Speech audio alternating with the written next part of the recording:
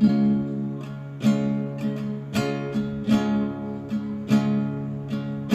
es alabar a Dios, cantad con el corazón, oh Señor. Bueno es alabar a Dios, cantad con el corazón, oh Señor. Proclamad su amor de mañana y de noche su bondad y fidelidad. Bueno es alabar a Dios, cantad con el corazón, oh Señor.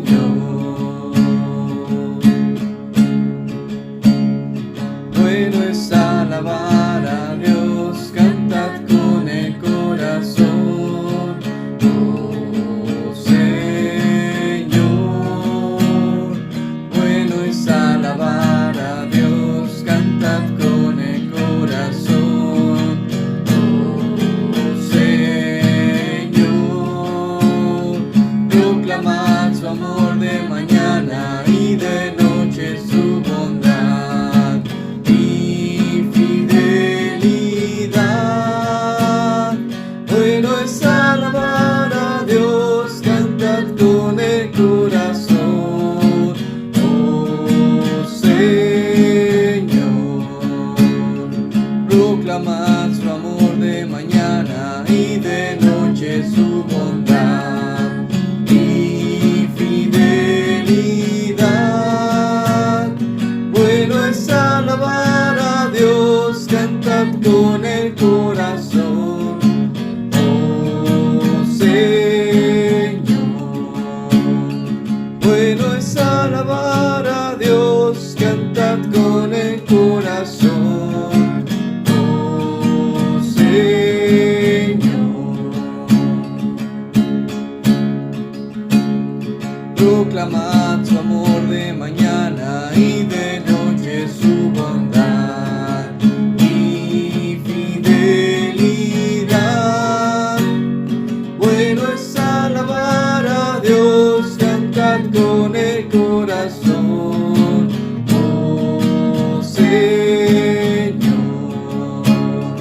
Bueno es alabar a Dios, cantad con el corazón, oh Señor.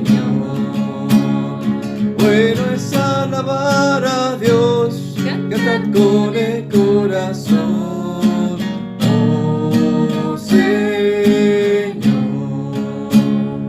Bueno es alabar a Dios, cantad con el corazón, oh Señor. Bueno es alabar a Dios, cantad con el corazón, oh Señor.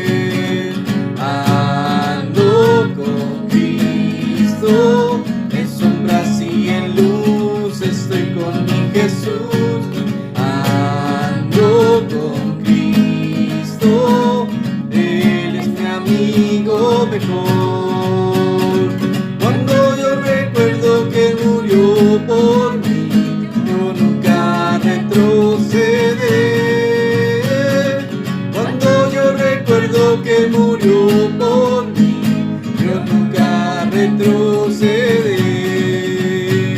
A veces en la luz o a veces en la sombra, caminando estoy y al cielo voy. A veces en la luz o a veces en la sombra, ando con Cristo el Señor. No, no, no, no, no, yo nunca retrocederé. No, no, no, no, no, yo nunca retrocederé. Qué glorioso es andar con Él, qué glorioso es andar con Él. Él mis pasos guiará y al fin me llevará. Qué glorioso es andar con Él. Ando con Cristo, en sombras y en luz, estoy con mi Jesús. Ando con Cristo, Él es mi amigo mejor. Cuando yo recuerdo que Él murió por mí, yo nunca retrocederé. Cuando yo recuerdo que Él murió por mí, yo nunca retrocederé. A veces en la luz o a veces en la sombra, caminando estoy y al cielo voy. A veces en la luz o a veces en la sombra, ando con Cristo el Señor.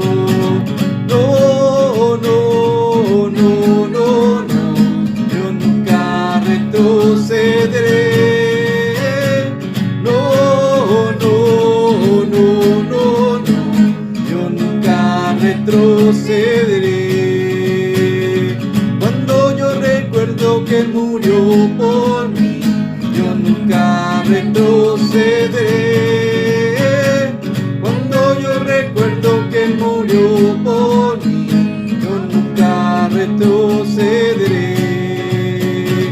No, no, no, no, no, yo nunca retrocederé. No, no, no, no, no, yo nunca retrocederé.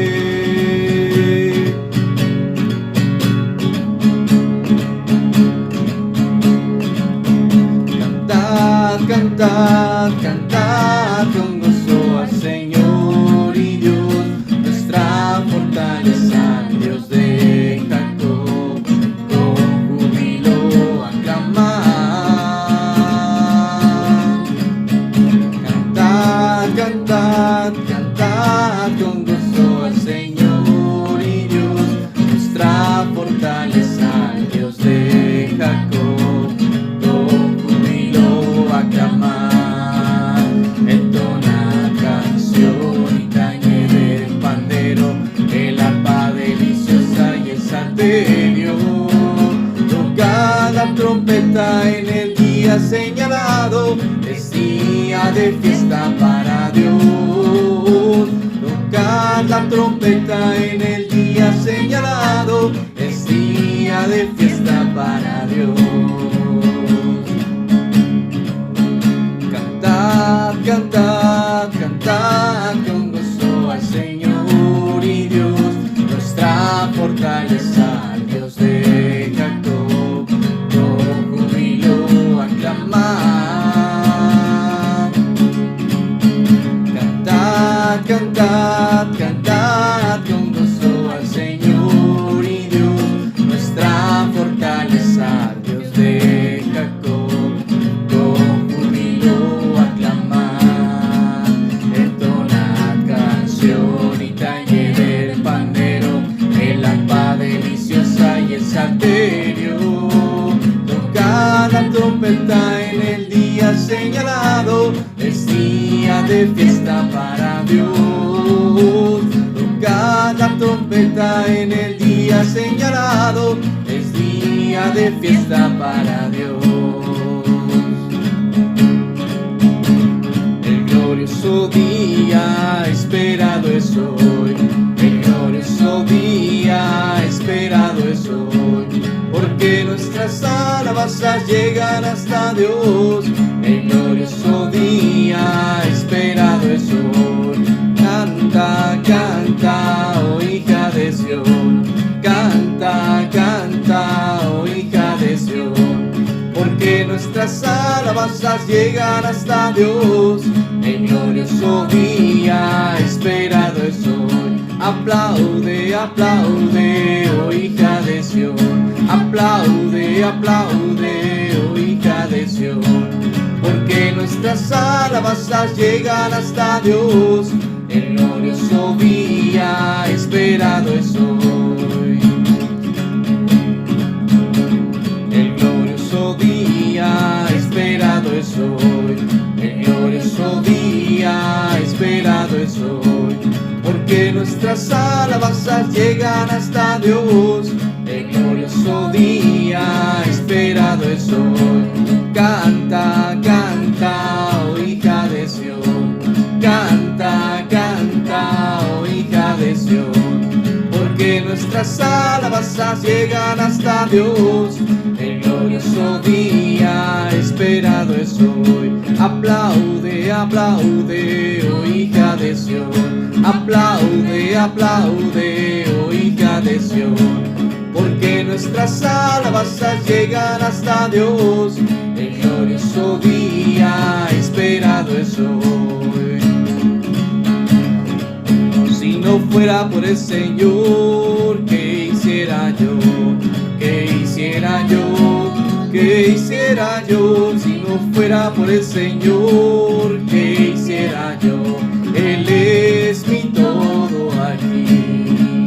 Si no fuera por el Señor, ¿qué hiciera yo? ¿Qué hiciera yo?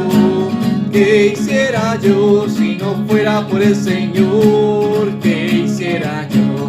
Él es mi todo aquí. Si no fuera por el Señor, ¿qué hiciera yo? ¿Qué hiciera yo? ¿Qué hiciera yo? Si no fuera por el Señor, ¿qué hiciera yo? Él es mi todo aquí. Él es mi todo aquí.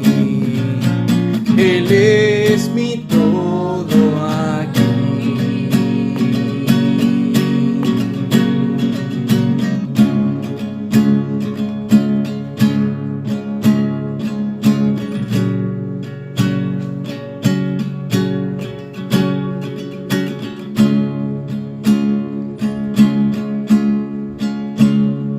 Si no fuera por el Señor, ¿qué hiciera yo? ¿Qué hiciera yo? ¿Qué hiciera yo? Si no fuera por el Señor, ¿qué hiciera yo? Él es mi todo aquí. Él es mi todo aquí. Él es mi todo aquí.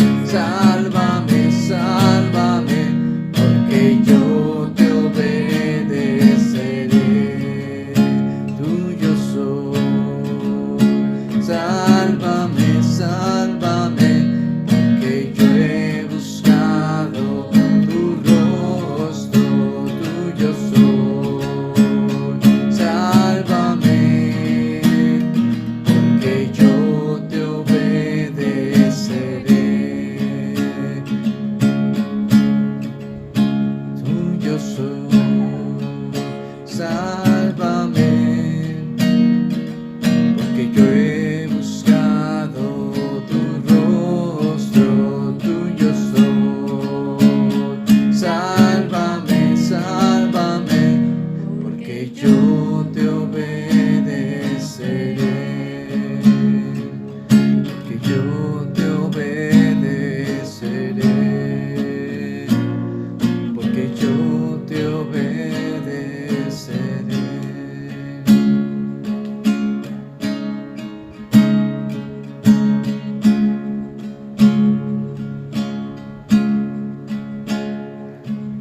Has sido tan bueno conmigo, tomaste mi sed para ti, mis ojos en ti vieron la luz, apartaste la maldad de mi ser. Mi corazón como agua, quiero derramarte a ti, toma mi ser, tuyo es. Toma mi ser, tuyo es.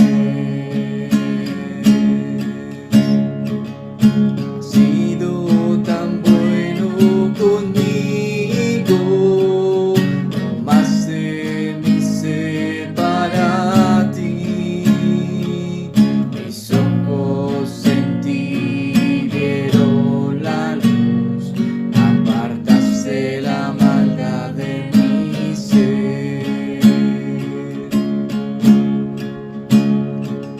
Mi corazón como agua, quiero derramarte a ti, toma mi ser, tuyo es. Toma mi ser, tuyo es. Toma mi ser, tuyo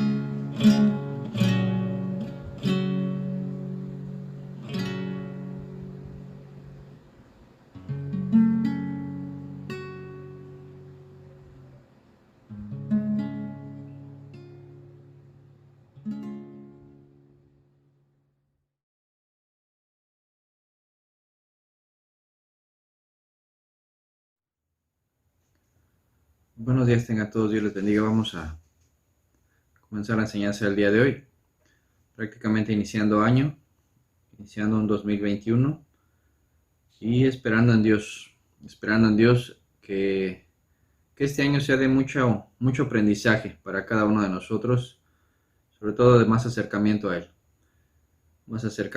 más conocimiento. Creo que no solo es conocimiento, sino realmente una interacción real con Dios.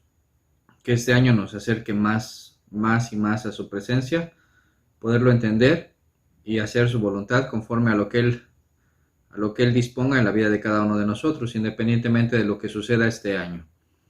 ¿Le parece si hacemos una oración para comenzar? Padre, gracias por este nuevo año, Señor, y gracias de verdad por la vida que nos has dado. Gracias por todo lo que nos has permitido entender y aprender de ti, Señor. todo lo que nos ha rodeado, Señor. Gracias por nuestra familia. Gracias por las bendiciones que nos has dado. Ayúdanos a comprender tu palabra, Señor, y de verdad que este año sea un año completamente diferente y renovado para nuestras almas, Señor. Te lo pedimos en el nombre de Jesús. Amén. Pues vamos a comenzar con un tema que considero no solo interesante, sino que yo quisiera que lo pudiéramos de verdad entender. Creo que el título es bastante sugestivo: quitar de la iglesia lo irracionable. Y ahorita vamos a tratar de entender por qué. Vamos a leer varias frases, varios comentarios de personajes que a lo largo de la historia y sobre todo hace muchos años, algunos de ellos dan su punto de vista del por qué ellos están inclusive en contra del cristianismo y en contra de todo lo que representa un concepto religioso, ¿sí? Y me gustaría que lo pudiéramos entender, porque son frases interesantes. Hay muchísimas frases, ¿no?, de gente que está en contra, conceptos que hablan en contra de la palabra, en contra de Dios. Y la verdad es que yo quisiera que pudiéramos considerar el por qué ellos mencionan todo esto. La verdad, no solo muchos de ellos hablan por hablar, sino que hay algo detrás, hay algo que hay atrás de ese comentario. Y creo que es importante entenderlo. ¿Por qué? Porque si en su tiempo hubo situaciones que los orillaron a pensar en contra de Dios, yo creo que en nuestros días hay mucha gente que piensa en contra de Dios y a veces no logramos comprender por qué.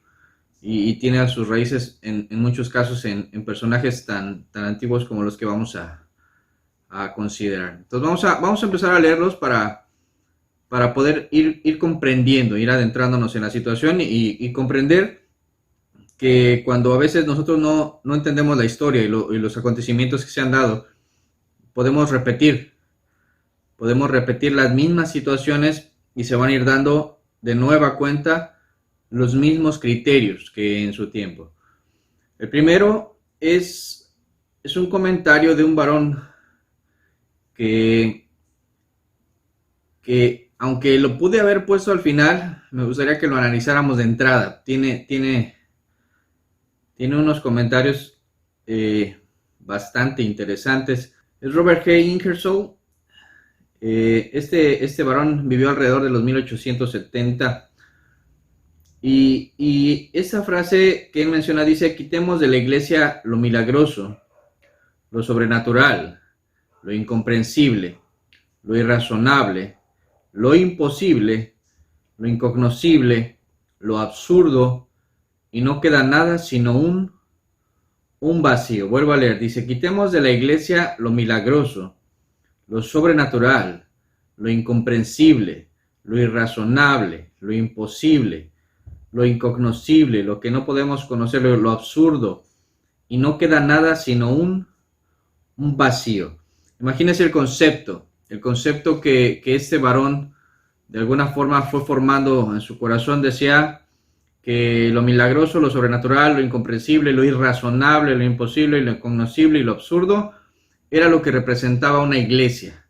Una iglesia, o sea, no solo el concepto de religión, sino lo que él conocía y entendía como iglesia, cuando bíblicamente podemos considerar que la iglesia no representa nada de eso, pero es lo que él de algún modo aprendió en su tiempo. Ahora, no es cualquier comentario, y vamos a leer un poco más. De hecho, es de este personaje, en el único que nos vamos a adentrar por algo muy particular, más allá de la frase. O sea, la frase de por sí tiene muchos puntos, muchos criterios que cualquier personaje que nunca haya leído realmente la Biblia, haya entendido o haya tenido una experiencia con Cristo, le va a ser muy fácil agarrar estos argumentos para decir: es verdad, porque mucha gente cree que las congregaciones o las iglesias todo es show, todo es algo irracional o algo incomprensible, son puros milagros extraños, y no tiene que ver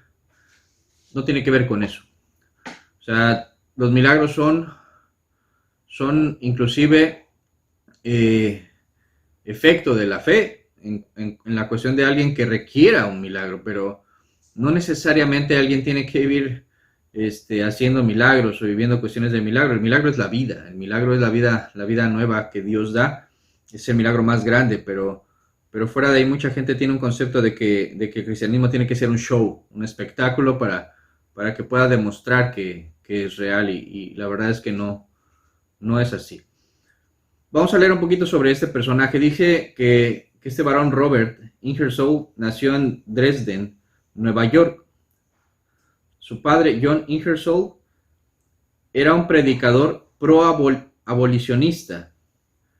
Él estaba en contra de la esclavitud y él estaba a favor de que se aboliera la esclavitud. Dice, era pro-abolicionista, congregacionalista, que a causa de sus radicales puntos de vista, su familia fue forzada a mudarse frecuentemente. Por un tiempo, el reverendo John Ingersoll ocupó el púlpito como vicario del predicador evangelista estadounidense Charles Finney. Este varón, o sea, es importante entender, el vicario era como su representante, el que quedaba a cargo cuando no estaba Charles Finney, que Finney fue un varón que estuvo en un movimiento muy fuerte cristiano, o sea, realmente en un movimiento en el que Dios lo usó mucho para que el evangelio corriera. Por eso es importante entender el trasfondo de este personaje. O sea, su padre era un predicador que tenía el apoyo de un varón que fue respaldado por Dios muchos años. Dice, mientras él se encontraba en Europa, su padre de este varón de Robert, señor John Ingersoll, era el que predicaba. Al regreso de Finney, Ingersoll permaneció por un par de meses como pastor asociado bajo su tutela. Las experiencias pastorales del anciano Ingersoll influyeron al pequeño Robert de forma negativa. Sin embargo, como el telegrama del Mira describe, en 1890. Aunque durante muchos años fue el más notable de los infieles estadounidenses, el coronel Ingersoll nació y se crió en un hogar cristiano devoto. Su padre, John Ingersoll, era un ministro congregacionalista y un hombre notable en su tiempo. Un gran pensador, un orador lógico y elocuente, de mente abierta y generosamente tolerante con las opiniones de los demás. La impresión popular le atribuye la infidelidad de Ingersoll en su mayor parte a la ortodoxia severa de su padre, junto al entorno austero y sombrío en el que se pasó su infancia. Pero es totalmente equivocada. Por el contrario, las perspectivas liberales del anciano Ingersoll eran una fuente de constantes problemas entre él y sus feligreses de mente estrecha. A John Ingersoll se le llevó a cambiar frecuentemente sus acusaciones, y varias veces se le convirtió en acusado de los juicios de la iglesia. Su carrera ministerial fue, de hecho, sustancialmente finalizada por un juicio eclesiástico que tuvo lugar cuando era párroco de la iglesia congregacional de Madison, en Ohio, y en la que su tercera esposa actuó como fiscal. En esta ocasión se le acusó de prevaricación y conducta no ministerial. Las pruebas presentadas en el juicio, que es una de las respetadas tradiciones del pequeño y aburrido pueblo de Madison, eran de lo más triviales y ridículas. Pero el comité que las escuchó decidió que, a pesar de no haber hecho nada en contra de su carácter cristiano, él había actuado de forma contraria a su carácter ministerial y le prohibieron predicar en el futuro. Entonces el anciano John se presentó ante las más altas autoridades de la iglesia y se le permitió continuar sus labores clericales. No obstante, él pronto se retiró a Nueva York, pasando desde allí a Illinois, donde murió. El juicio de Madison se produjo cuando el joven Robert tenía 9 años, y fue el trato injusto e intolerante que su padre recibió lo que lo hizo el enemigo, primero del calvinismo y más tarde del cristianismo en sus diferentes formas. Ya podemos ver aquí en la explicación que se da de cómo el padre era un hombre, dice aquí, de mente abierta, era un orador lógico, elocuente, era una persona realmente generosa en cuanto a las opiniones, a entender, a escuchar. Y dice que de alguna forma este hombre sí influyó en la vida de su hijo, pero al final de cuentas fue el trato hacia él, hacia su padre, la injusticia que él recibe porque la gente no estaba de acuerdo con su manera de pensar, lo juzgan injustamente y eso afecta a la vida de este varón Robert Ingersoll que termina luchando ahora en contra no solo de una denominación, sino de todo el cristianismo como tal. ¿Sí? Se vuelve en contra de todo lo que representaba Dios, la iglesia, en todas sus formas, dice el mismo escrito. Aun cuando el padre dio un buen testimonio, aun cuando él era tolerante, era una persona que luchaba y salía adelante, o sea, tratemos de entender, no solamente a veces es lo que ocurre con la vida de uno, sino con lo que ocurre alrededor, en una congregación, lo que puede afectar a otros, las injusticias. ¿Por qué todo esto se da? Porque se permite de repente en una congregación las cuestiones injustas y eso trae mucho daño a todos, ¿no? O sea, a nuestros hijos, a la gente que está alrededor y trae un mal testimonio. Y lo que hizo es generar un hombre con un talento también asombroso, pero que se encargó, ¿verdad?, de echar a tierra todo lo que su padre trataba de hacer. Y entonces lo que formó fue un culto en contra, ¿verdad?, en contra de la búsqueda de Dios. Aun cuando este varón, su padre, el señor John, estaba con uno de los mejores predicadores de su tiempo, su hijo se dedicó a todo lo contrario, ¿verdad?, a desprestigiar todo lo que representa el cristianismo. El segundo personaje, la segunda frase, dice: cuanto más estudio las religiones, más me convenzo de que el hombre nunca ha adorado a nada más que a sí mismo. Cuanto más estudio las religiones, más me convenzo de que el hombre nunca ha adorado a nada más que a sí mismo. Esto lo escribió Sir Richard Francis Burton. Este es un varón que vivió también en el tiempo de 1800 y que también tenía un concepto muy contrario a lo que representa realmente el cristianismo, pero entendamos algo, es lo que él veía, cómo la gente solo buscaba quedar bien, ser adulada, ¿verdad? Que todos le dijeran que eran buenos, pero eso lo llevó a pensar que el hombre solo buscaba adoración de sí mismo. Mark Twain, que es fue un escritor que tuvo mucho renombre, también por los años 1800, uno de sus libros de más famosos es Las aventuras de Tom Sawyer. Este varón decía que un hombre es aceptado en las iglesias por lo que cree, pero corrido por lo que piensa. Él hablaba de la intolerancia de que él lo que veía en las iglesias es que tú tienes que obedecer y cuando piensas de más, bye, no nos sirves, adiós. Y la verdad es que es algo que desde 1800 o yo creo que desde antes se ha dado en muchos lugares y se sigue dando.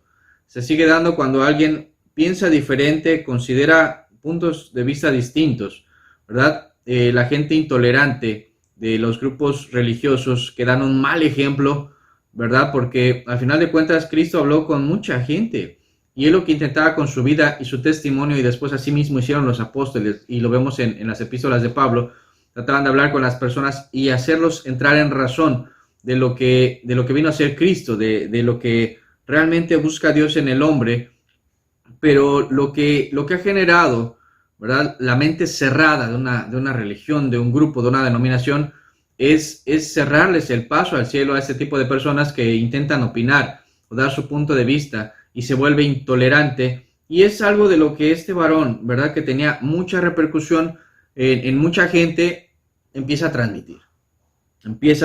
Dice: un hombre es aceptado en las iglesias por lo que cree, pero es corrido por lo que piensa.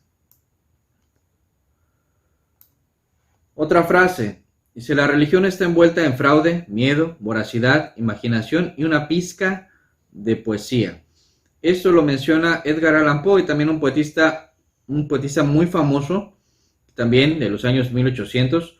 Dice que la religión está envuelta en fraude, miedo, voracidad, imaginación y una pizca de poesía. Y mucha gente puede decir solamente la Iglesia Católica, pero no. O sea, muchos grupos a lo largo de los años y desde ese tiempo, ¿verdad? Estaban buscando solamente crecer como grupo, hacerse valer como los que tienen la verdad. Y lo hemos comentado, la verdad viene en la Escritura. No es algo propio de un solo grupo, pero es algo que generó un fuerte impacto en la vida de este hombre y estaba en contra de lo que representaba el concepto de religión. Ahora, estas frases se encuentran en varios de los sitios en internet. Si usted lo pone así nada más como personajes en contra del cristianismo, se va a dar cuenta como hay una lista enorme de frases y de comentarios de hombres de fama mundial de hace muchos años, y gente de tiempos recientes, ¿verdad? Porque es la esencia de lo que ellos han recibido, de lo que han vivido, de los que han estado inclusive cerca. O sea, es impresionante ver cómo hay personajes que inclusive algunos de ellos fueron predicadores o pastores, ¿verdad? Y se vuelven en contra del cristianismo por lo que ellos empiezan a experimentar alrededor. Ahora, esto nos deja ver una cosa: ninguno de ellos posiblemente tuvo una experiencia real con Cristo, pero sí tuvo una experiencia muy cercana con la gente que se decía cristiana, y lo único que le propició fue rechazo, y al final de cuentas se hicieron defensores, ¿verdad? Acérrimos defensores, muy aferrados a hablar en contra de la palabra, en contra de Dios y en contra de todo lo que representa ser un grupo que se llama cristiano. Ahora vamos a ver dos frases muy interesantes, dos comentarios muy interesantes, pero muy fuertes. Uno de ellos dice que en 5 siglos no nos ha dado amor, ni paz, ni justicia. Si por favor tome su Biblia y devuélvala de nuevo a nuestros opresores, porque ellos necesitan más sus preceptos morales que nosotros. Porque desde la llegada de Cristóbal Colón se impuso a la América con la fuerza una cultura, una lengua, una religión y unos valores propios de Europa. Eso dice que lo menciona un grupo de indígenas peruanos al devolver la Biblia a Juan Pablo II en su visita a Perú en 1985. O sea, imagínense, una comunidad que fue evangelizada, según, ¿verdad?, ganada para Cristo, así le decían, después de muchos años, ¿no?, de haber vivido una situación de opresión, llegan con la Biblia y le dicen, ¿sabe qué? Aquí tiene su Biblia. En 5 siglos, en 500 años, desde que llegaron, dice, no nos han dado amor, ni paz, ni justicia. Tenga su Biblia y devuélvesela a nuestros opresores. Está hablando de los españoles, ¿verdad? De las personas que llegaron a dejar esa Biblia. Dice, porque ellos necesitan más estos preceptos. O sea, el testimonio de esta gente nunca fue congruente con lo que representaba. Dice, ellos necesitan más estos preceptos morales que nosotros, porque lo único que hicieron fue oprimirnos, tratar de meternos su religión, su cultura, su lengua, pero no lo necesitamos, lo necesitan más ustedes. Hay más incongruencia, mucha gente que a veces carga una Biblia que en la que mucha gente puede tener por sentido común. La justicia, dice la Escritura algo muy real. Dice que Dios ha puesto sus preceptos en nuestros corazones. Y no importa que no tengan a veces una Biblia, hay gente que con los preceptos morales que hay en su corazón, porque Dios los ha puesto, viven de una forma más correcta que mucha gente que pueda tener, ¿verdad?, el libro que nos habla acerca de nuestro Creador, que nos habla de la verdad, pero que no lo viven. O sea, que no le creen realmente a la palabra porque no la ponen por obra. Y entonces, dice, suceden cosas como la que pasó en este momento. Dice otro más, dice, vinieron con una Biblia y su religión.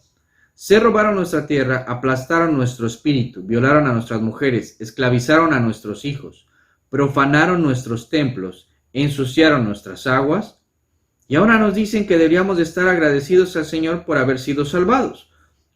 Eso lo dijo un jefe indio americano que ya falleció hace ya algún tiempo, pero imagínense el concepto. Dice, vienen con la Biblia, vienen con su religión, pero roban, ¿verdad? Aplastan, violan a las mujeres, esclavizan a los hijos, profanan sus templos, ensucian sus aguas, les quitan todo y dicen, y deberían de estar agradecidos porque llegamos nosotros a salvarles.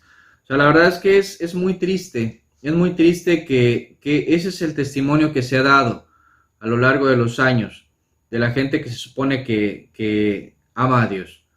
Es el testimonio que se ha mencionado y la verdad es que es triste ver cómo a lo largo de los años hay personajes que han luchado porque la palabra realmente brille en los corazones de las personas, que realmente haya cambios profundos en la vida de nuestra sociedad y de repente todo esto se va distorsionando desde los movimientos de Lutero, ¿verdad? Que luego los luteranos empezaron a tener problemas con los anabaptistas, después también cuando llegan a América los puritanos, que también buscaban un cambio profundo en la vida de las personas, después empiezan a tener conflictos con otros personajes que inclusive han dejado huella profunda y ellos decían, no, la verdad no quiero vivir como tú, no quiero vivir como tú, y eran los cuáqueros, que ellos tenían otro tipo de preceptos, que aunque no se apegaban literalmente a la escritura, trataban de vivir una vida con ciertos conceptos morales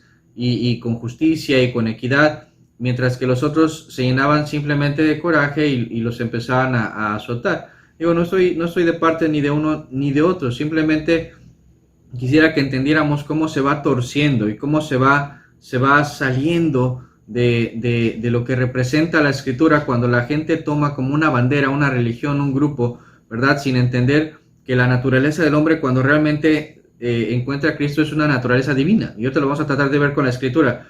Y no es un permiso, el hecho de que alguien se considere cristiano no le da permiso para ser ni superior, ni sentirse superior, porque al final de cuentas nada somos, el que ha hecho la obra es Cristo, y la verdad es que sin Cristo somos peores. O sea, nuestro estado, si nosotros nos abandonamos a Cristo y dejamos todos sus preceptos, dice que nuestro estado viene a ser peor que el que teníamos antes de conocerlo.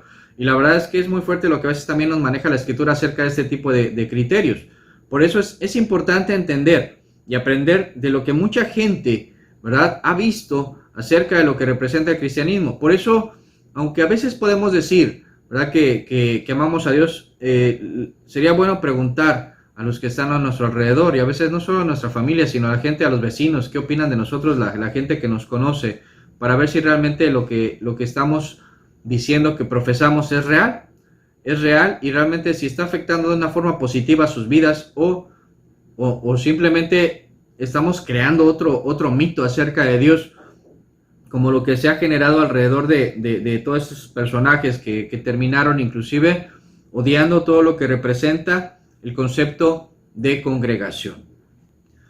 Vamos a leer dos conceptos más.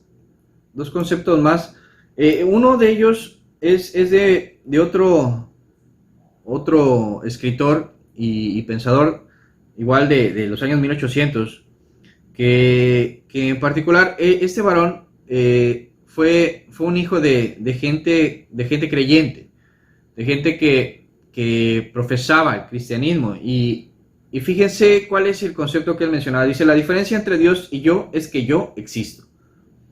La diferencia entre Dios y yo es que yo existo. Esto lo dijo Friedrich Nietzsche. Este varón tiene muchísimas frases, libros enteros, ¿verdad?, acerca de lo que él pensaba. Y la verdad es que es muy triste porque es el concepto con el que él se quedó, de que todo lo que le enseñaron no era real.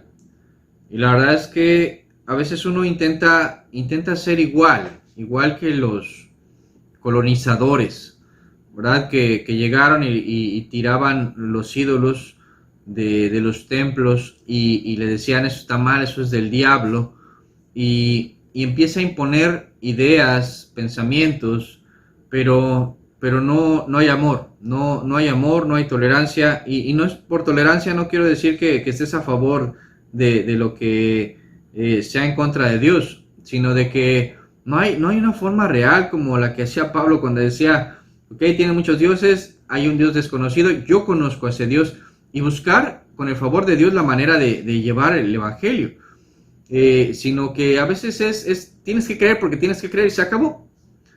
Tienes que confiar porque así dice la Biblia y se acabó. O sea, y no hay una forma real de llevar el Evangelio por medio de las obras, del amor a los demás. Simplemente nos cerramos y generamos en el corazón de mucha gente lo que decía este varón. Dice, la diferencia entre Dios y yo es que yo existo. ¿Por qué? Porque mucha gente dice, bueno, yo no he visto a Dios, y la verdad es que tampoco lo veo en la iglesia. No lo veo en los que se dicen creyentes. Y al final de cuentas, los embajadores, ¿verdad? Los representantes de Dios en la tierra son aquellos que se han dicho cristianos, hijos de Dios, ¿verdad? Son los que deben dar testimonio, ejemplo, ¿verdad? Y a veces nos volvemos tan intolerantes y no nos damos cuenta de que lo único que estamos haciendo es cerrarles el paso a los demás, y no entramos nosotros, como decía el Señor Jesús, ni entran ellos. Nos volvemos unos fariseos religiosos que no permitimos que los demás conozcan al Señor, y a veces nosotros mismos nos cerramos el paso por aferrarnos a cuestiones que a veces no deberíamos, y mejor, como dice la Escritura, hacernos ignorantes y buscar en la palabra para poder llegar al conocimiento de la verdad. Y el último, Jonathan Swift, un escritor irlandés de más atrás, de los años 1600, él dice, tenemos suficiente religión para hacernos odiar, pero no la suficiente para amarnos los unos a los otros. Tenemos suficiente religión para hacernos odiar, pero no la suficiente para amarnos los unos a los otros. Imagínense ya en el año 1600, donde no había tantas denominaciones como en nuestros días. Dice, ya hay suficiente religión para estarse odiando, o sea, para estarse criticando, juzgando unos a otros, viendo quién es mejor, quién es peor, quién hace las cosas, quién interpreta mejor y quién interpreta peor. Imagínense, si en ese tiempo había tantos pleitos, ¿cuántos no habrá ahorita en nuestros días cuando hay tantos grupos que se hacen, inclusive muchos de ellos, al final de cuentas, esa es una realidad, separándose unos de otros o haciendo mil cosas? ¿Por qué? Porque mucha gente se aferra a decir, yo tengo la verdad es que la verdad está en la Escritura, la verdad está en la palabra de Dios. Mucha gente cuando ni siquiera ha leído la Biblia una sola vez en su vida, pero le dicen, ¿tú qué opinas de un cristiano? ¿Cómo debe ser un cristiano? Mucha gente, por el mismo concepto que hay en nuestros corazones, que decíamos desde un principio, acerca de lo que representa un cristiano, un personaje que sigue a Cristo, que debe de caminar como él anduvo, tiene una idea y dice, es que un cristiano debería de ser así, correcto, una persona humilde, una persona justa, una persona que pues no te va a estar fallando, una persona que va a caminar la segunda milla, porque a veces sí se saben ciertos versículos, ¿verdad? Ellos ya se genera un concepto y dice, es que yo no veo eso en tu vida. Y no necesitamos leer toda la Biblia para poder comprender eso, el concepto de justicia y de amor, que es el que debe de prevalecer en la vida de un cristiano. Justicia, fe, amor, paciencia, benignidad, ¿verdad? Todas las bondades que representa el carácter de un cristiano. ¿Por qué? Porque te tienes que parecer a Cristo.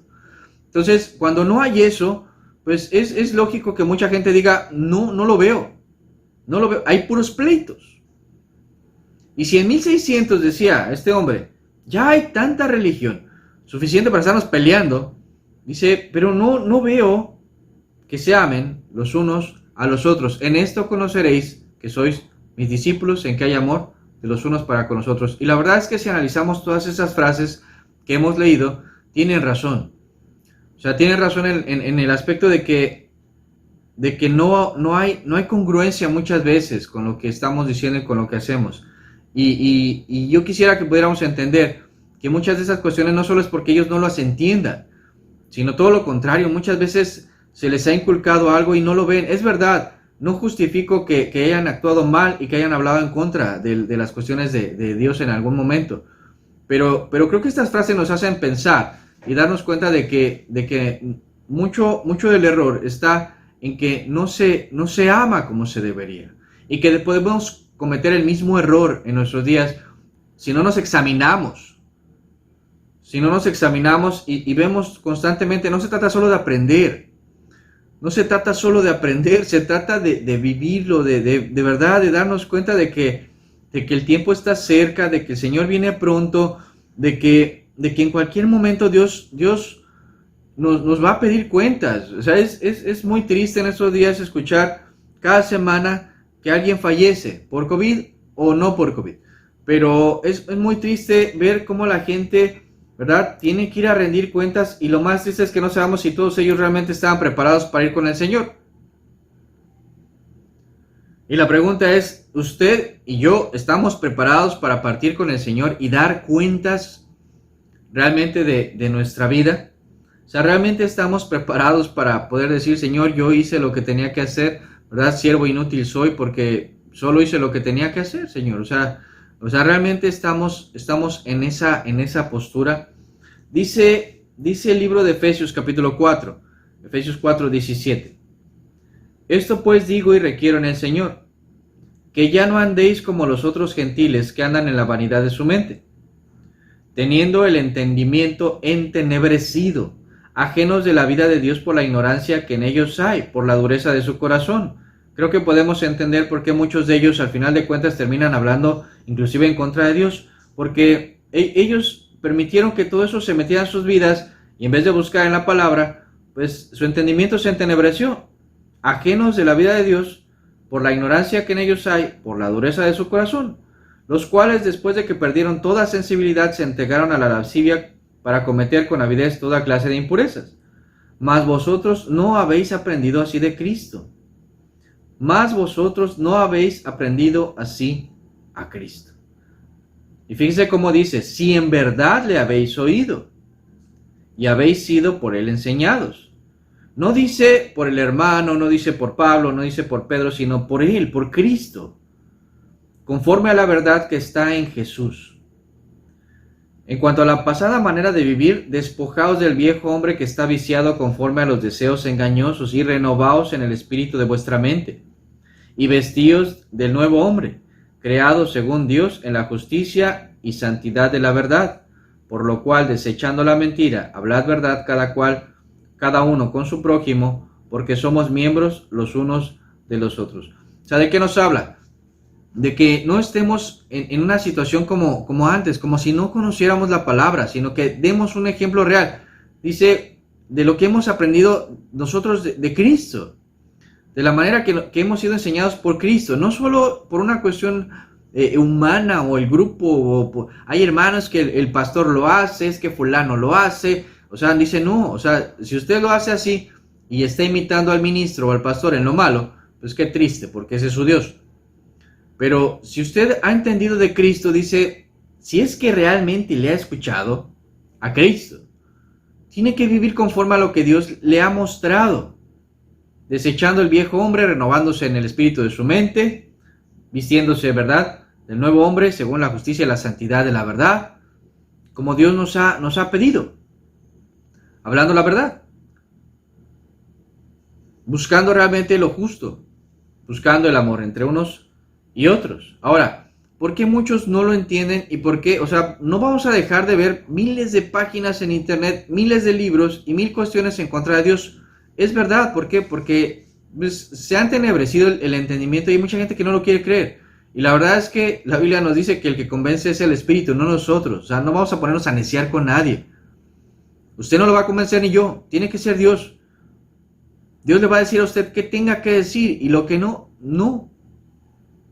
¿Verdad? No se trata esto de tratar de darse de golpes de pecho por lo que otros dicen. No, o sea, convénzalos con amor, convénzalos con sus hechos, convénzalos con su vida, convénzalos de verdad, mostrando a Cristo en su vida. Dice 1 Corintios 2:14. Pero el hombre natural no percibe las cosas que son del Espíritu de Dios porque para él son locura. La cruz para el que no cree es locura. Por eso mencionan tantas cosas y no las pueden entender, porque se han de discernir espiritualmente. Si el hombre natural no percibe las cosas que son del Espíritu de Dios, porque para él son locura, el amar, el perdonar, el pasar por alto. Ahora, para ver eso, pues tiene que haber quien pase por alto, quien perdone, quien ame, quien camine la segunda milla, quien quien de verdad razone con su prójimo, como dice la escritura, razone con su prójimo. ¿Para qué? Para que no caiga, ¿verdad?, en las cuestiones de los pecados ajenos, para que no comparta sus maldades, para que realmente la gente comprenda por qué no está de acuerdo con lo que ellos hacen y por qué de alguna forma tiene cierta convicción de vivir conforme a la palabra de Dios. Razonar. Por eso la primera frase que leíamos, inclusive dice que lo irrazonable, es que es el problema. La gente piensa que al acercarse a Dios no va a usar su cerebro, y es todo lo contrario. Si no usamos nuestro cerebro, no vamos a lograr comprender lo que Dios nos pide y por qué. Hay cosas que es verdad, es muy difícil entender, a veces porque estamos aferrados a cuestiones humanas, terrenales, ¿verdad?, materiales. Y Dios va más allá de eso. Por eso dice que esto no se percibe de una forma natural, tiene que ser discernida de una manera espiritual. Pero usted no va a convencer de una cuestión espiritual a una persona que se aferra a las cuestiones naturales y humanas y pues, terrenales, ¿sí? Ya no las va a convencer. Tiene que venir Dios. Porque al final de cuentas, a usted y a mí, hubo un momento en el que Él nos convenció. Honestamente, hubo un tiempo en que me aferraba mucho a las cuestiones, decía yo, ¿por qué tengo que creer? O sea, al final de cuentas, soy feliz con mi vida y soy feliz como soy y soy feliz haciendo mis maldades y lo que se me antoja. Pero cuando él llegó, cuando pude escucharlo, cuando pude entenderlo, es cuando uno tiene una experiencia cercana con Cristo y deja que el Señor le hable, es cuando nuestra mentalidad cambia. Entendemos que Él es real, que Él es un Dios vivo, pero antes de eso somos unos aferrados a la vida y a las cuestiones humanas. Podemos entenderlo viendo lo que Él hizo a nosotros, a su tiempo. Primera de Tesalonicenses 4, versículo 1 dice, Primera de Tesalonicenses 4:1, por lo demás, hermanos, os rogamos y exhortamos en el Señor Jesús, que de la manera que aprendisteis de nosotros, como os conviene conduciros y agradar a Dios, así abundéis más y más. Porque ya sabéis qué instrucciones os dimos por el Señor Jesús. Pues la voluntad de Dios es vuestra santificación, que os apartéis de fornicación, que cada uno de vosotros sepa tener su propia esposa en santidad y honor, no en pasión de concupiscencia, como los gentiles que no conocen a Dios. Que ninguno agravie ni engañe en nada a su hermano, porque el Señor es vengador de todo esto, como ya os hemos dicho y testificado. Pues no nos ha llamado Dios a inmundicia, sino a santificación. Así que el que desecha esto, no desecha a hombres, sino a Dios, que también nos dio su Espíritu Santo. Pero acerca del amor fraternal no tenéis necesidad de que os escriba, porque vosotros mismos habéis aprendido de Dios que os améis unos a otros. Y también lo hacéis así con todos los hermanos que están por toda Macedonia. Pero os rogamos, hermanos, que abundéis en ello más y más, y que procuréis tener tranquilidad y ocuparos en vuestros negocios, y trabajar con vuestras manos de la manera que os hemos mandado, a fin de que os conduzcáis honradamente para con los de afuera y no tengáis necesidad de nada. O sea, esta frase, esto es lo que menciona aquí el apóstol, es muy, muy importante, muy interesante, inclusive cuando dice, ¿verdad?, que no solo dice que te apartes de fornicación, dice, sino que cada uno tenga a su esposa en santidad y honor. Dice, no en concupiscencia, pasión de concupiscencia como los gentiles que no conocen a Dios. O sea, nuestra esposa, vaso más frágil, coheredera de la vida eterna, ¿verdad? Es muy importante darle honor. O sea, ¿por qué hay tantos problemas en la actualidad con las cuestiones del feminicidio y todo eso? Porque las mujeres se sienten agredidas, lastimadas, olvidadas, humilladas. Y la verdad es que, ¿de quién es la culpa? Del hombre, que no ha sabido darle su lugar, que no ha sabido darle la importancia. Y la Biblia lo menciona, y eso también ha llevado a todo lo que se está viviendo. O sea, pareciera que el único versículo que se sabe en los hombres es que la mujer tiene que estar sujeta. Es el único versículo que sacan, ¿verdad? Mujer tienes que sujetarte, y mujer tienes que sujetarte, y mujer tienes que sujetarte. Pero se olvidan de textos como eso en las que dice en santidad y honor. No solo en pasión, no es un objeto. Nuestra mujer no es un objeto, es parte, somos uno con ella. Ya no serán dos, sino uno. Y de la manera que nosotros nos amamos, dice, tenemos que amar, ¿por qué? Porque nadie ha aborrecido su propia carne. Pero todo esto se olvida. O sea, nos acordamos de lo que nos conviene. Y ese es el problema. ¿Por qué? Porque terminamos ofendiendo a alguien. ¿Por qué? Porque la verdad parcial, los versículos de forma parcial, aplicados de forma parcial, lo único que hacen es generar daño. Lastiman a los demás, generan injusticia, no muestran el amor de Dios, ni el carácter de Dios. Tiene que ser, ¿verdad? Como dice la Escritura, la suma de tu palabra es verdad. O sea, tiene que ser en un complemento total, entendiendo la verdad y la voluntad de Dios. ¿Para qué? Para ponerla realmente por obra. Dice, ok, o sea, ustedes se aman, está bien, ámense más y más, abunden en ello. Y dice algo al final, y procuren tener tranquilidad, no afanes. ¿Qué haciendo? Trabajando.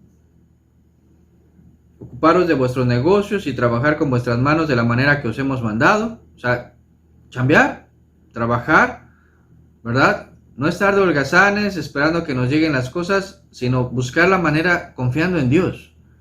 Confiando en Dios de que esto avance poco a poco, con todas las previsiones, sobre todo en nuestros días.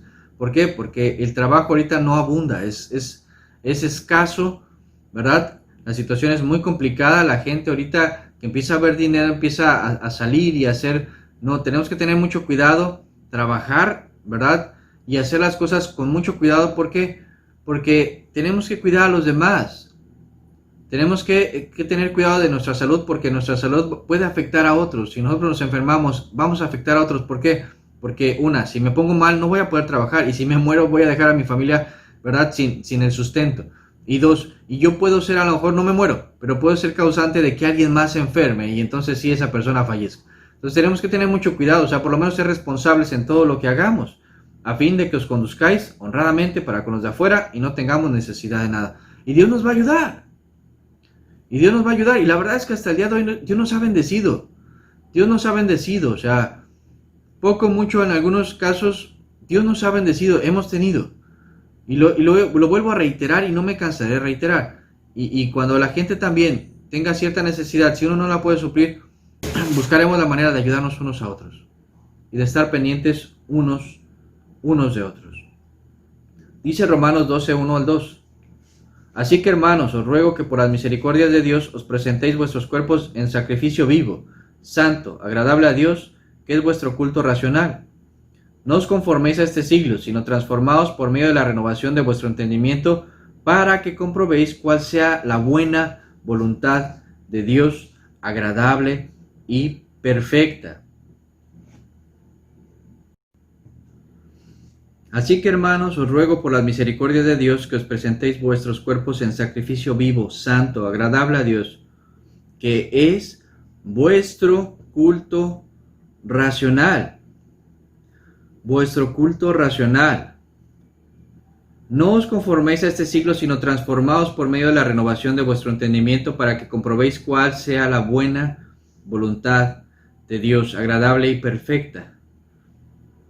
Poder entender y comprobar cuál sea la buena voluntad de Dios, agradable y perfecta. Nos lo vuelve a decir, culto racional, un culto que podamos entender. No es algo misterioso, raro, mágico, es algo que podemos entender. O sea, si quitamos los milagros, si quitamos las cuestiones, ¿verdad? Esas raras, sobrenaturales, hermano, vi una luz y esa luz entró a mi cuarto y de repente vi como humo que salía y vi como un ángel me hablaba del Señor. O sea, si quitamos eso y leemos la Biblia, en la Biblia encontramos la verdad. Que puede aparecer sí, se puede aparecer un ángel. Que puede haber una visión, sí puede haber una visión. Que puede haber un sueño, sí puede haber un sueño. Pero dice la Biblia que hagamos caso a la palabra profética más segura que Él nos ha dejado, la palabra de Dios. O sea, si tomáramos lo que mencionaba la frase del primer varón que leíamos, ¿verdad? Si pudiéramos regresar al varón que le decía, dice que quitemos de las iglesias lo milagroso, lo sobrenatural, lo incomprensible, lo irrazonable, lo imposible, lo inconocible, lo absurdo, y dice, y no queda nada sino un vacío. O sea, si quitáramos todo eso, queda la palabra de Dios. Y en la palabra de Dios hay muchas cuestiones, no solo racionales por completo, sino nos deja ver el carácter de Dios, y nos deja ver lo que Dios quiere en nosotros. Verdades, preceptos, instrucciones claras hacia nuestra vida, hacia lo que Dios quiere, hacia lo que debemos de hacer. Ese hombre se quedó vacío, porque al final de cuentas, en eso cayó. O sea, quitas todo lo que de alguna forma tú crees que es la religión, ¿verdad? Para su tiempo, lo que es una congregación o una iglesia, quitas todo eso y se quedan vacíos. O sea, así hay mucha gente. Quítale las lenguas, quítale los dones, quítales, ¿verdad? Los gritos del predicador y el show que se hace, ¿verdad? Quítales las imposiciones de manos y muchas cuestiones y se quedan vacíos. ¿Por qué? Porque le creen más a todo eso que a la escritura. Pero si pones como centro a la palabra de Dios, la cual puede salvar nuestras almas, dice el libro de Santiago, y lo grita por todos lados la escritura, en los mismos evangelios decía Jesús, escudriñad las escrituras porque en ellas os parece que tenéis la vida eterna, es lo que muchas veces se hace a un lado. La importancia de la Biblia en nuestras vidas es que es lo único que nos va a mantener por medio de la fe, porque la fe viene por el escuchar la palabra de Dios. Y si no hay palabra en nuestras vidas, no hay vida. O sea, si no tenemos la palabra en nuestros corazones, no hay vida.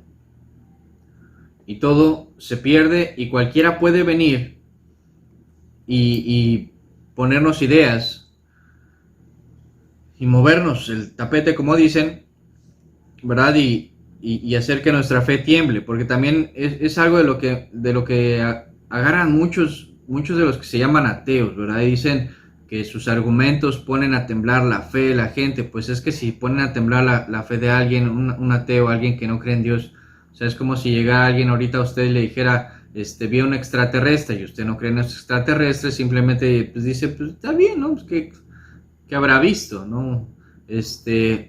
Pero no entras en polémica. O sea, solo dices, yo no creo en eso y se acabó. O sea, un verdadero ateo debería decir eso, ¿no? Yo no creo en Dios y se acabó. Pero entran en una pugna, en un pleito, ¿verdad? Y empiezan a decir, no, yo voy a hacer que tu fe caiga. Entonces, no es un ateo, es un enemigo de la fe. O sea, no solo es un ateo, no solo es alguien que no cree, es alguien que intenta hacer que no creas o que niegues la fe, porque está en contra de.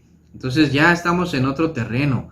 Es otro tipo de situación. O sea, pareciera que esa persona tiene más fe que muchos. Si hacen temblar tu fe, pareciera que él tiene más fe.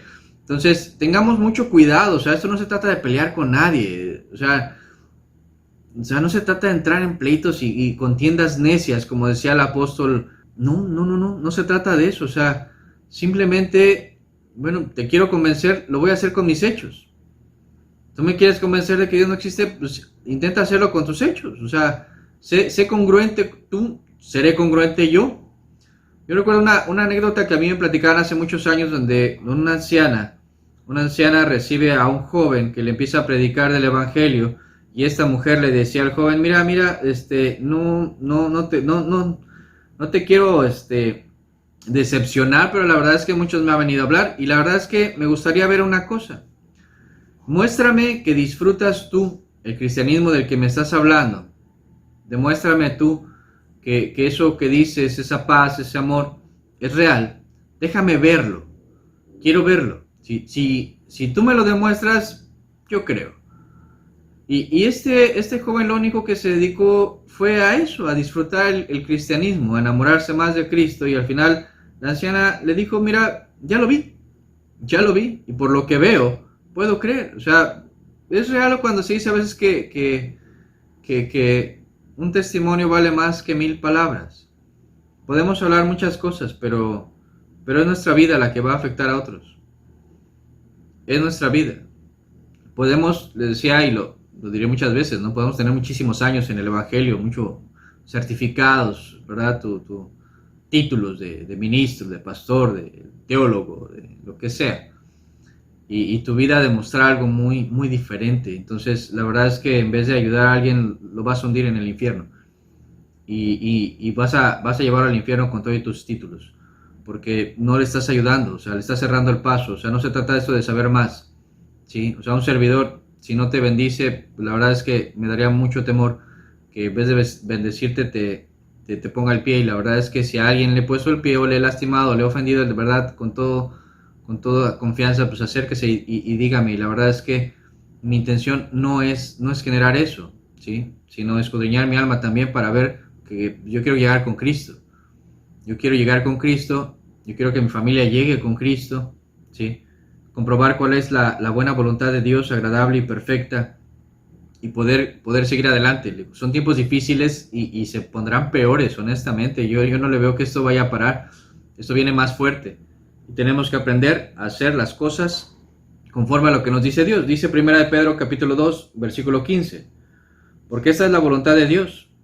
Esta es la voluntad de Dios. Que haciendo bien, hagáis callar la ignorancia de los hombres insensatos. Como libres, pero no como los que tienen la libertad como pretexto para hacer lo malo, sino como siervos de Dios. Porque esta es la voluntad de Dios. Que haciendo bien, no hablando bien, haciendo bien, hagáis callar la ignorancia de los hombres insensatos. Como libres, pero no como los que tienen la libertad como pretexto para hacer lo malo, sino como siervos de Dios. No dice, esta es la voluntad de Dios, que te aprendas la Biblia en hebreo, en griego, español, inglés y todas las traducciones que conozcas, que sepas, ¿verdad?, de homilética y de hermenéutica y que sepas un montón de cosas y que tengas un doctorado en la ley para que puedas hacer callar a los ignorantes. No habla de eso. Habla de que hagas el bien. Habla de entender en qué parte estás tú. ¿A quién le perteneces realmente? ¿Sí? Y es voluntario, o sea, no es algo que se te pueda forzar. O sea, al final de cuentas, si tú quieres vivir para Cristo, pues tú lo decides. Si no quieres, pues también, o sea, tú tomas la decisión de lo que quieres. Pero al final de cuentas, los que hemos visto la bendición de Dios,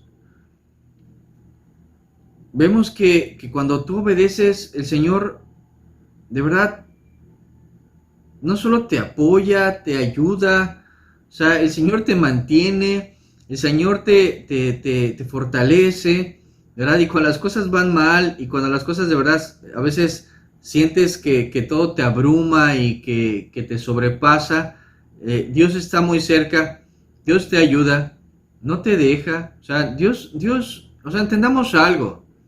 Mucha gente cree que cuando las cosas van mal, Dios ya se olvidó de ti. No, tú te olvidas de Dios, pero Dios no se olvida de ti. La Escritura lo dice, se olvidará la que dio a luz. Dice, pues a lo mejor ella sí, pero yo no, dice el Señor.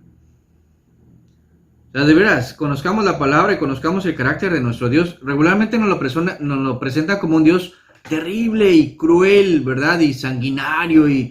O sea, eso es lo que la gente lee, solo lee parcialidades de la Escritura, ¿verdad? O escucha solo una parte de la Biblia y cree que Dios es un Dios terrible, cruel y que, el infierno lo hizo como lo pudo haber creado Dios, un Dios de amor, el infierno. Pues es que no era para nosotros, ¿verdad? No era para nosotros, al final de cuentas. O sea, Dios tenía un plan para cada uno de nosotros. Si usted lee la Biblia, dice que inclusive Él busca hacer el bien para con nosotros. Dice, Él no tiene el fin que nosotros esperamos, que nosotros pensamos. O sea, Él tiene pensamientos de bien para con nosotros. Cuando envía a Cristo, dice, ¿verdad? Que Él viene con buena voluntad para con los hombres. Buena voluntad. Paz para con los hombres de buena voluntad. Pero no nos gusta leer la Biblia. No nos gusta escudriñar. No nos gusta verlo. Solo escuchamos historias raras. Y de verdad, ojalá no cometamos los mismos errores que cometieron muchos y que lo único que hicieron fue alejar a nuestra familia de Cristo, alejarse a sí mismos de Cristo. Les decía, hay predicadores, pastores, que usted se espantaría al ver lo que escriben en la actualidad. Algunos de ellos han hecho asociaciones para defender a la gente de la religión. Bueno, sí que la defienda de la religión, la verdad es que sí, pero ¿qué culpa tiene Cristo en todo esto? O sea, si al final los errores los han cometido los hombres, ¿no? O sea, realmente de verdad es terrible, es triste ver la situación y la verdad hay una labor muy grande que hacer. Hay una labor muy grande que hacer, dice, esta es la voluntad de Dios, que haciendo bien hagamos callar la ignorancia de hombres insensatos, como libres, pero no como los que tienen la libertad para hacerla de pretexto, para hacer lo malo, sino conduzcámonos como siervos de Dios. Conduzcámonos como siervos de Dios. O sea, quitemos de verdad todo lo que no viene en la Escritura. Todo lo que no viene en la Escritura de la vida de un cristiano, quitémoslo. Porque no es así. O sea, nuestro culto es un culto racional. Un culto racional. Y tenemos que aprender a ver realmente cuál es la buena voluntad de Dios en nuestras vidas. Y en los que están a nuestro alrededor. Ojalá este año que empieza podamos comprender que mucho de eso depende de nosotros. Y como congregación inclusive veamos el bien o el mal que le podemos hacer a otros, porque le decía a este varón de que leíamos la primera frase, su padre se esforzaba, su padre creía, su padre trataba de hacer las cosas bien, pero fue su congregación la que también hizo que este varón se fuera muy decepcionado, porque era un niño que vio la injusticia sobre la vida de su padre. Y así puede pasar con algún hermano en cualquier congregación, que haya injusticias, que haya situaciones terribles y que lo único que haga es generar amargura en el corazón de los hijos. Y la verdad es que de verdad le ruego a Dios que toda situación así que haya pasado en algún joven, ¿verdad? Dios en su misericordia le ayude a sanar en su corazón, porque es muy duro, es algo muy difícil, que de quien menos esperas el daño recibas el golpe. Entonces esperemos de verdad que lo podamos comprender y que con la ayuda de Dios todo se pueda arreglar. Terminamos con una oración.